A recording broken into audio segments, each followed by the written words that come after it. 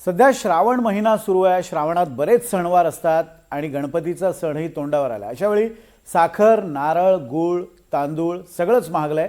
इतकंच काय, तुम्ही गणपतीला कोकणात जाणार असाल तर टोलचे दरही वाढले आहेत। एकंदरीतच किचन बजेटची पुरती वाट लागलेली असताना घराबाहेरचा प्रवासही महागलाय, कारण रिक्षा आणि टॅक्सीचे दरही 1 सप्टेंबरपासून वाढणार आहेत।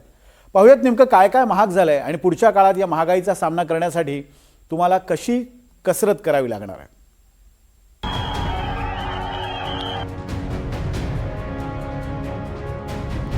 सणासुदीच्या तोंडावर महागाईचा तडका,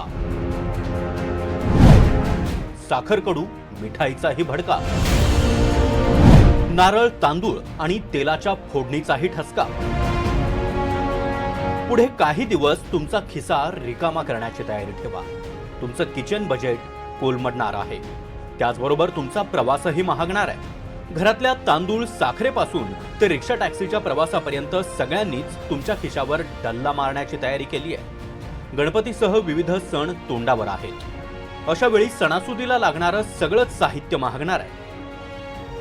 साखर 7,500 प्रति क्विंटलवर गेली आहे। जुलैमध्ये 45 ते 50 रुपये किलो असलेली साखर आता ऑगस्टमध्ये 65 ते 70 रुपये किलो इतकी झाली आहे। कोलम तांदूळाचा दर 45 ते 70 रुपये किलो झालाय।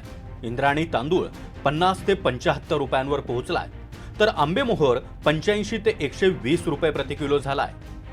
बासमती तुकडा आणि मोगरा हा देखील 60 ते 80 रुपये प्रति किलोवर गेलाय, तर मोठा नारळ आता 50 रुपयांच्या पार गेलाय।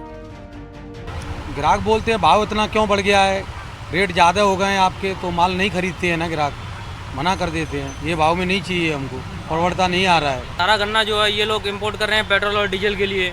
अभी जो चीनी बनाने वाली फैक्ट्रियों को गन्ना मिलेगा नहीं, फिर आएगी चीनी आएगी कहाँ से, इसीलिए भाव बढ़ेगा ना।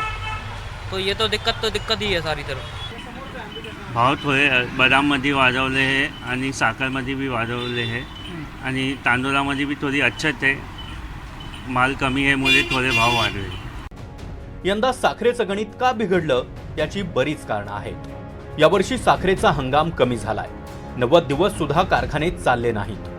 ब्राझील हा जगातला साखर उत्पादनातला 1 नंबरचा देश। अमेरिका आणि इराण युद्धामुळे ब्राझीलनं इथेनॉल तयार करण्यावर भर दिला। भारतात कमी प्रमाणात तयार झालेली साखर आणि ब्राझीलमधील साखरेची टंचाई यामुळे साखरेची दरवाढ झाली आहे। पश्चिम महाराष्ट्रातल्या बहुतांश कारखान्यांकडे साखर शिल्लकच नाही। साखर जर चांगली शिल्लक असती तर मला वाटते 7-8-10 वर्षामध्ये मी त्याचा उल्लेख करत होतो की एकही कारखाना कर्ज कमी झालेला 10 वर्षात दाखवा, त्याची श्वेतपत्रिका मला काढणार आहे। तर मला वाटतं माझं ते विधान खोटं ठरलं असतं। परंतु आमच्या दुर्दैवानं आपल्याकडे साखर कमी राहिली आणि फार कमी फायदा या साखरेच्या दराचा आम्हाला होईल।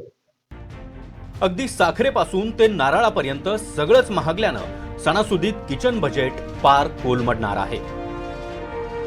पुष्कळ त्रास सहन करावा लागतो। पहिले 500-100 रुपये घेऊन जातं, पूर्ण 2 दिवसाचा बाजार यायचा। आता 1000 रुपये घेऊन जा तरी पण पुरत नाही आहे मार्केटमध्ये।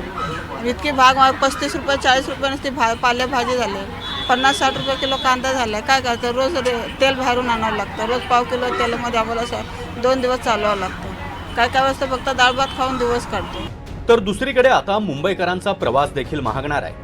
रिक्षाचं किमान भाडं आता 26 रुपयांवरून 27 रुपये होणार आहे, तर टॅक्सीचं किमान भाडं 31 रुपयांवरून 33 रुपये होणार आहे। आता बघायला गेलं तर सर्व पेट्रोल डिझेल सर्वांचा रेट वाढला आहे, ठीक आहे, ते पण चुकीचंच आहे। आणि रिक्षाचं हे वाढलं तर आम जनतेला आणि जे नागरिकांना खूप त्रास होईल। म्हणजे आता आपण असं बघतो की 1 रुपयाने वाढणार आहे, पण प्रत्येक मीटरचं मीटर वाढत हे गेलं, ठीक आहे, तर आम जनतेला खूप त्रास होईल त्याच्याबद्दल। सर ये गरीबों के साथ में नाइंसाफ़ी, ये सरकार है ना गरीबों के है कि नहीं, ये अमीरों की सरकार है, अमीरों को ही भला कर रही है, गरीब को और गरीब, अमीर को और अमीर कर रही है। हम जैसे गरीब आदमी डेली का 500 रुपये कमाने वाले, हमारी औरतें जाती हैं बाजार तो 5 रुपये में कांदा बटाटा और सब्जी नहीं लेके आ पाती हैं। हम लोगों को कितनी दिक्कत है, और ये सरकार गरीबों के हक में कुछ सोच ही नहीं रही है। सरकारने काय केलं बघा ना, खायचं वांदा झाला हो। आता 1 रुपये वाढवून काय होतात बघा। संध्याकाळी दाल 40 रुपये पाव, नंतर सकाळी गेले तर 70 रुपये 80 रुपये होतं। काय करायचं बघा तुम्ही, आमचा भाडा लाव। आता हे सगळं कमी की काय म्हणून ऐन गणपतीच्या तोंडावर रायगड जिल्ह्यातल्या खारपाडा टोलनाक्यावरचे दरही वाढवले. 95 रुपयांवरून आता 100 रुपये भरावे लागणार आहे. नाही, मला वाढलेल्या दराची माहिती नव्हती.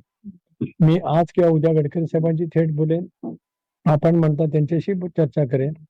फक्त सुकळीचा टोल जो सुरू होणार होता तो मी थांबवला आणि या संदर्भामधला सुद्धा निर्णय आज वा उद्या खारपाडच्या वतीमध्ये सुद्धा होईल. पण आपण जे वाढवलेले दर बोलतात ते मी आजच येण्याच्या अधिकाऱ्यांचा जो बोलतो आणि गडकरी साहेबांचा बोलतो.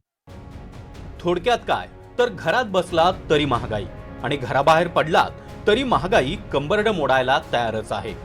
महागाईचा दर वाढेल असा इशारा आधीच RBIनं दिलेला आहे. त्यामुळे पुढच्या काळात महागाई नावाची चेटकीण त्रास देणार याची मानसिक आणि आर्थिक तयारीही करून ठेवा. Bureau report, NDTV Marathi.